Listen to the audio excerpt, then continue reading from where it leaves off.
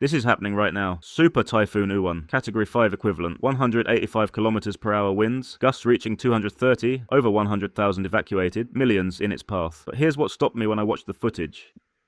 It wasn't the destruction, it was the way people responded, acting like it's just another storm. Neighbors forming human chains, kids not bothered. And I realized the Philippines wasn't built to survive typhoons, but Filipinos were.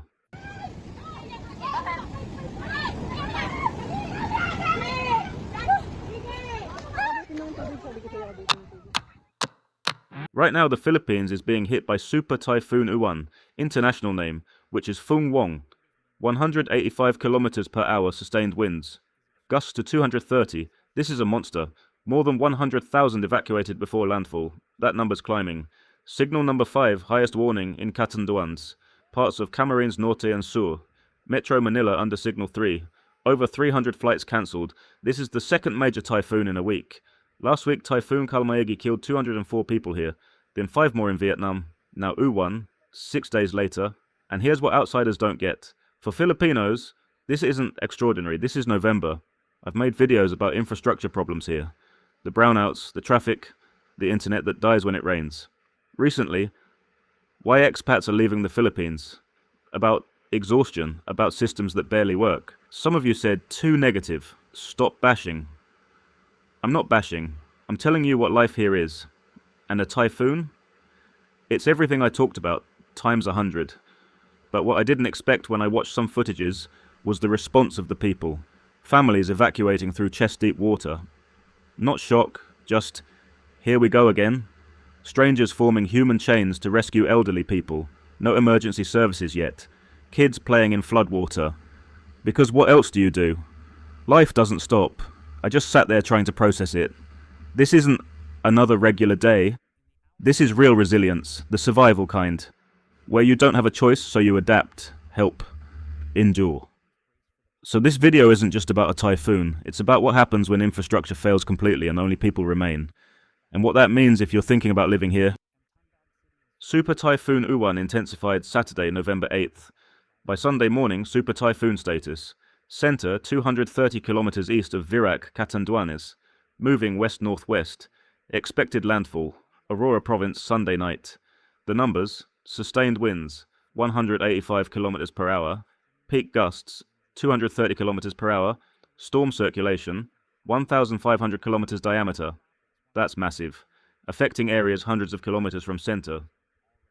Pagasa issued multiple warnings. Signal 5, Catanduanes, Polillo Islands, northern Camarines Norte and Sur. Signal 4, eastern Quezon, rest of Camarines. Eastern Albay Signal 3, Metro Manila, parts of northern Samar. Signal 5 means extreme threat to life and property. Storm surges up to 5 meters. That's 16 feet. Rainfall, 100 to 200 millimeters across Luzon. Up to 300 millimeters in Bicol. That's 12 inches in hours. Flash floods, landslides, coastal inundation. Here's the context. This is the second major typhoon in 1 week. Kalmaegi hit November 3rd. 204 dead. Thousands of homes destroyed. And this isn't unusual. The Philippines gets 20 typhoons per year. 20. Peak season June through November. Multiple major storms every year. Your entire life if you live here. Imagine your government saying several times a year, deadly storm coming, evacuate, maybe your house survives, maybe it doesn't, and you just do it, because what choice do you have? Hold on to your house so it doesn't get swept away. Exactly, that's just normal here. This is 24 hours before landfall. Over 100,000 evacuated before the storm arrived. Families boarding up windows with scrap wood, cardboard, tape, whatever they have. Evacuation centers filling, schools, churches, hundreds of families per room. Philippine Coast Guard footage shows evacuees transferring from boats to trucks, carrying bags, kids, elderly relatives. And here's what foreigners don't realize. These centers aren't equipped. No generators. Limited water. Bathrooms overflow within hours. Families sleep on concrete. This isn't FEMA with cots and supplies. This is, bring what you can carry and pray the building holds. For many, this is the third, fourth, fifth major typhoon. Some lost homes multiple times, building your life, losing everything, rebuilding, losing it again 2 years later. That's reality here. Power's out. Not hours, days, maybe weeks. Eastern Visayas lost power before full landfall. From outer bands alone, water contaminated or cut off, roads impassable, trees down, debris everywhere.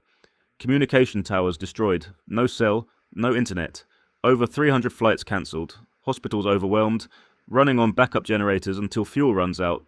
Food chains broken, stores closed, whatever's left gets price gouged. This is the immediate reality. When infrastructure barely works on a good day, what happens when Category 5 hits? I talked about a 6-hour brownout being culture shock. Imagine a week, 2 weeks, months in remote areas. Last night my power flickered, came back in hours. For millions in affected areas it didn't. Water, treatment plants flood, pipes break, contamination spreads. Can't shower, can't wash dishes, can't flush toilets, buying bottled water at triple prices. Roads, highways flooded, landslides, emergency vehicles can't get through. I talked about Manila traffic. 20 minutes becomes 2 hours. After a typhoon, that road might not exist. Communication, cell towers destroyed, no internet, no calls. Families can't confirm safety. Rescue coordination impossible. Digital nomad banking on Starlink. Even satellites struggle in typhoons. Hospitals, flooded facilities, no power for equipment. Staff can't reach hospitals. Supply chains cut. Good luck getting to a hospital, finding one with power, affording treatment when you've lost everything. This is the cascade effect. Total system collapse. And here's what nobody says. This isn't an accident. This isn't nature is unpredictable. This is decades of underfunded, outdated, overwhelmed infrastructure. The Philippines knows typhoons come every year. But investment in resilient systems, modern evacuation, disaster-resistant construction, underground power lines, it hasn't happened. Or rather, it's so slow that by the time it's done, it's obsolete. I made that video about why expats leave, about everyone getting tired. This is why I talk about it. If you're living here or thinking about it, you need to understand this can happen, not might. CAN. Unprepared financially, mentally, emotionally, you're in serious trouble. And here's where it changes, because while systems fail, people don't. Even before aid arrives, you'll see it. Neighbours clearing roads by hand, families sharing what little food they have, kids somehow still playing in ankle-deep water. No orders, no coordination, just instinct. When everything stops working, people don't wait for permission, they act. They form human chains in floodwater. They turn evacuation centres into shared kitchens. They check on each other when no one else can. That's not optimism, that's survival. And that's the part that got to me. Because even when everything fails, power, water, government systems, Filipinos still show up for each other. Every single time. Government did respond. Disaster declarations. Military mobilized. Coast Guard did evacuations before the storm. Saved lives. Pagasa provided accurate warnings days ahead. Local units opened centres, distributed supplies. Government workers are trying, working around the clock, risking lives. But the system is overwhelmed. Not because people aren't trying, because the system barely held together before. In the critical first hours, it's the community. Always the community. Filipino disaster response is bottom-up, not top-down, not by design, because that's what works fast enough. What I learned is that you can criticize Philippine government all you want. I have, I do, I will. Infrastructure failures, corruption, mismanagement, underinvestment, all valid, all true. But you cannot criticize Filipino people in this aspect. When everything fails, everything they keep society from collapsing. Not because they're heroes or saints, far from it, but because they don't have a choice and they choose to help anyway. That's resilience, not the poster kind, the survival kind, the kind that saves lives when nothing else will. Now, specifically for those thinking province life, I've talked about provinces as budget option, $1,000 below and sometimes slightly above $1,000 per month. True, cheaper outside cities, but understand the trade. Lower cost equals less infrastructure equals more vulnerability. Not every province, but many. If an agent shows cheap beachfront property without mentioning typhoon history, they just want to collect agent fees. Don't care if you're safe. Selling paradise for cheap without mentioning flood zones, typhoon frequency, evacuation routes, hospital distance, building standards. Run. Do your research. Talk to residents who've lived through typhoons there.